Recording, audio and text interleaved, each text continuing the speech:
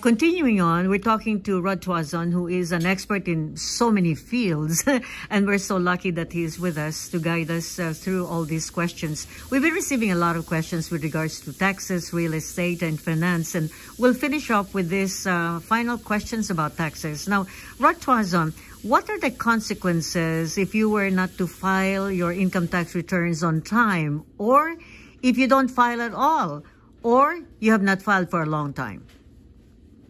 Well, like any other offenses, there's always going to be interest and penalties. Yeah. And there could be a possibility of jail time as well. Wow. So there is generally interest and penalties. Penalties usually interest up to 25%. Mm-hmm. It's more of a gradual increase. It starts at 5, and then the second year 10, and then it maxed out at 25%. Wow. So there's generally a 10-year timeline or time limit on collecting taxes, penalties, and interest for each year you did not file. Mm-hmm. However, if you did not file taxes, the period of limitation and collections, that's collection, does not begin to run until the IRS makes a deficiency assessment. That's the key word, a deficiency assessment. Mm-hmm. So if the IRS has not sent you any kind of a deficiency assessment, the period of limitation has not begun. Mm-hmm. So if you failed to file taxes in for the last 5 years, and you haven't got an assessment yet, and then the 7th year you got an assessment from the IRS, then the statute of limitation began on the 7th year, not on the first year that you did not file. Oh, I see. That's very important to remember that. Very interesting. I see. Yeah, so a lot of people do it, they think the statute of limitation runs out. Correct. The first time they didn't file. That's not true. Mm-hmm. That's only when the IRS has sent you a deficiency assessment. Mm-hmm.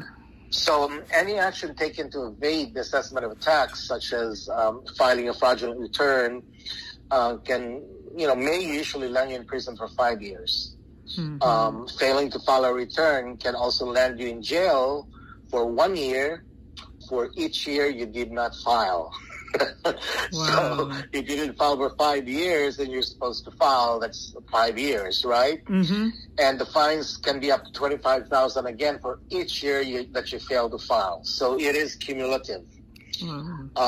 If you didn't file for 5 years and you intentionally did not do that, and the IRS found out that you evade taxes, then you pretty much can or possibly could go to jail for 5 years and fined up to $125,000 plus penalties and interests. And if you receive a letter from the IRS, better run to your auditor, right?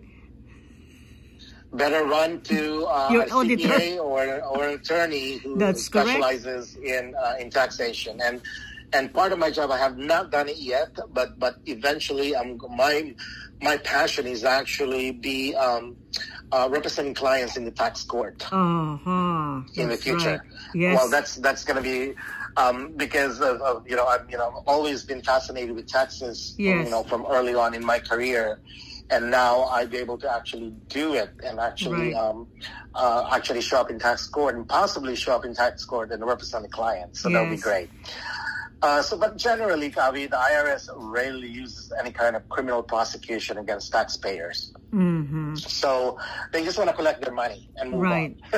And you wouldn't advise people to just go on their own, right? If they have no knowledge of accounting and about their properties, it's better to get yourself an attorney or a tax expert, correct?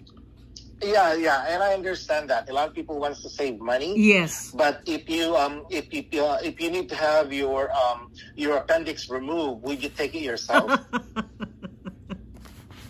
Right. So you have your auditor. You rely on people like Rod. That's his job. Give him the problem, right? You carry all the problems, and you're at least at home, relaxed, it's not a problem, know the but result. I think Yeah, you're right. It's not just a problem or an issue, but it's just somebody who can actually guide them through the process. Yes. A lot of people think that they can do it, especially with the estate planning now. I'm Yes. beginning to realize here with estate planning that people actually wants to save money from preparing the Yes. estate planning, but they actually could actually spend 10,000-20,000 more when they do it. Wow. Is that right?